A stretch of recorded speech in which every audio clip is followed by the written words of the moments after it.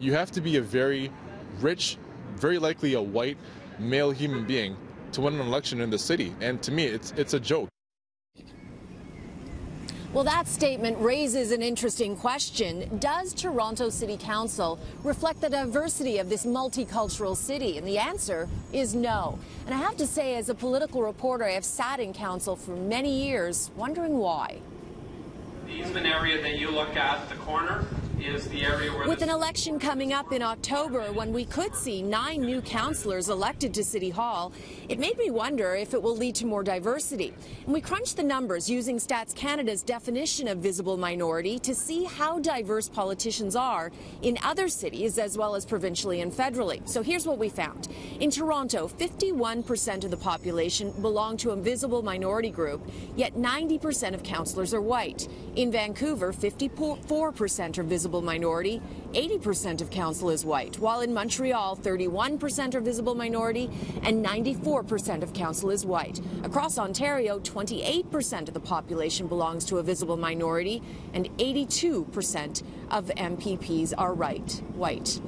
Now in Canada, the overall multicultural population is 19%, with 12% visible minority as MPs. The majority of them are Liberal MPs. So back to City Council. Why are we so diverse in this city and yet it is not reflected? Well, I spoke with writer Andre Dumise, who also once ran for City Council, and he says that the problem is in how our election process is structured, and he blames the lack of ranked balloting and the lack of term limits.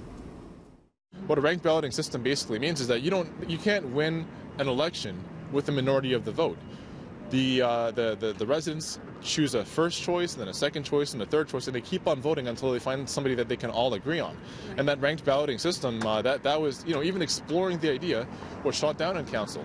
So unfortunately, you have people that are incumbents that have an interest in remaining in City Council, don't have any term limits, they don't want to leave City Council, and they vote down every possible measure to make the city more democratic. And when you have people with incredible ideas that have grown up in their communities and want to lead, it's almost impossible. The structure of our electoral system is set up so that candidates from local communities with great ideas are going to fail. Dumise also says cost is a major factor. A potential candidate would need tens of thousands of dollars of money to run. Now, Mayor John Tory agrees that there is a definite lack of diversity at City Council, but he says he has hope things will change.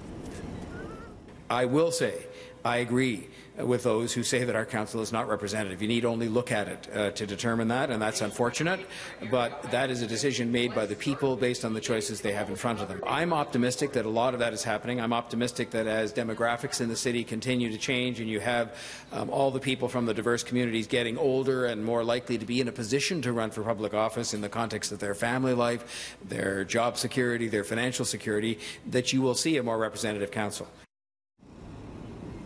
We got a whole lot of tweets in response to this story. Many of them were quite angry. I'll give you a sample.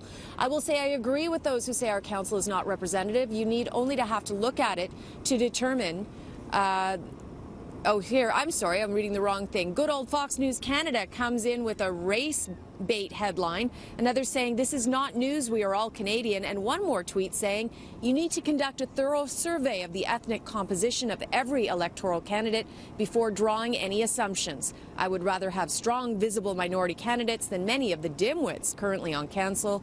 Don't blame the voters. Now, we also took a look and crunched the numbers of some major cities in the U.S. to see where if they reflect diversity. If you want to look at those numbers, go to our website, citynews.ca.